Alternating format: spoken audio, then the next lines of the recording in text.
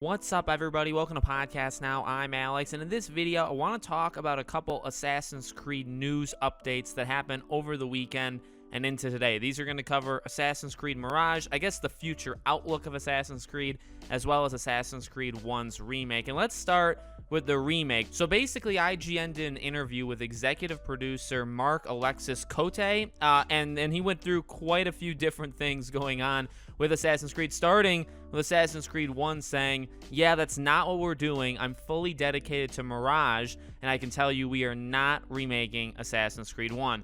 That is, in my opinion, incredibly disappointing. We've talked about, the potential of Assassin's Creed 1. We've also talked about how a lot of the rumors, and I'm not honestly throwing it completely out, like I still have some sort of hope in me that it'll happen. And again, a big part of that is a lot of the leaks that came out for Mirage a few weeks ago, turned out a lot of them were true, not just in terms of name, setting, characters, dropping RPG elements, size of the game. A lot of those rumors were all true. And in those rumors, at the end of them, talked about the Assassin's Creed 1 remake. So that's why I've been so, bullish on it, that I really want it to happen, or I really think it's going to happen. But if you go just based off the interview, they're not making Assassin's Creed 1's remake. Next up is the length of time it's going to take to beat Assassin's Creed Mirage. So this was kind of talked about, and IGN basically floated it, like, would it be closer to the original's times? Would it be in that 15 to 20 hours? And again, Mark said, yes, you should expect something that's closer to our original game. So they didn't say, yes, 15 to 20 hours, but that was floated to them.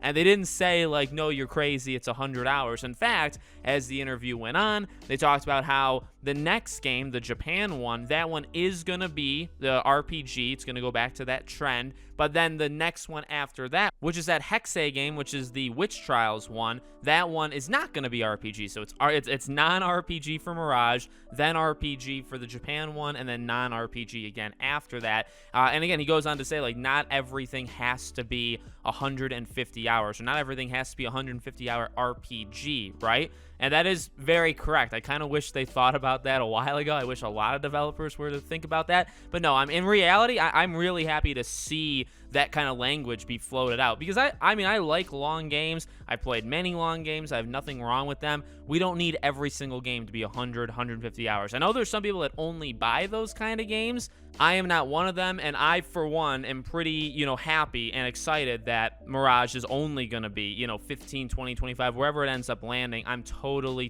fine with that. And remember, the price reflects it, because it's only $50. Mirage is $50 pricing, and you can pre-order it, obviously, right now. Next up is talking about that adults-only rating for this game. Remember, the adults-only rating was because in the description, it talked about real gambling, so that's using your own money, putting it into the game. And then the gambling mechanic, that really is a little ambiguous, because it could be quite a few different things, but that's how it got that adults only rating. But remember, that seemed pretty unrealistic for that to actually happen, and it turns out it's not going to happen. Ubisoft issued a statement, and by the way, I know people could say, like, well, they're lying, right? They're lying, or they're just saying it now, and then they'll have the adults only rating when the game comes out. I guess, but honestly, I just absolutely doubt that's going to happen.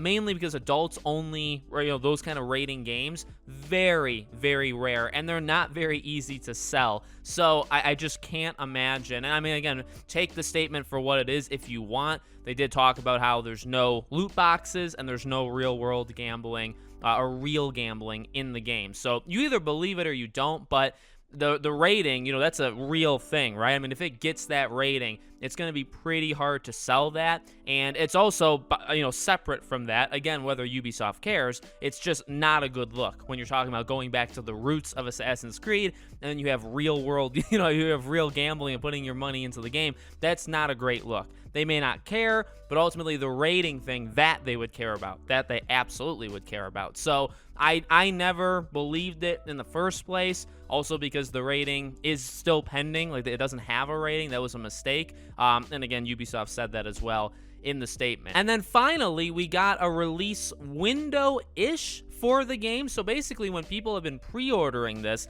they've gotten back invoices, right? Invoices for their pre-order, and the date is May 15th.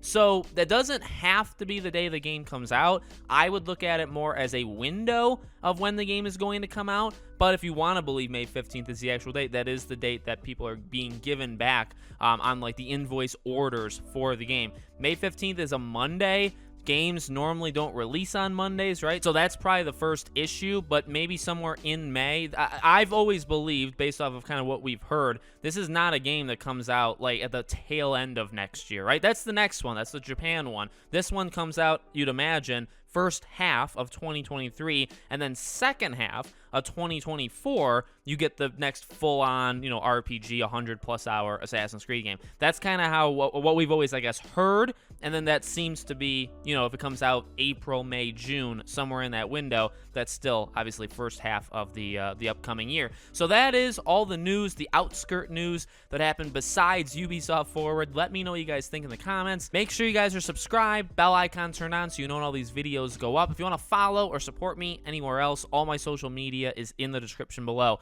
Thank you guys for watching, and I'll see you all on the next one.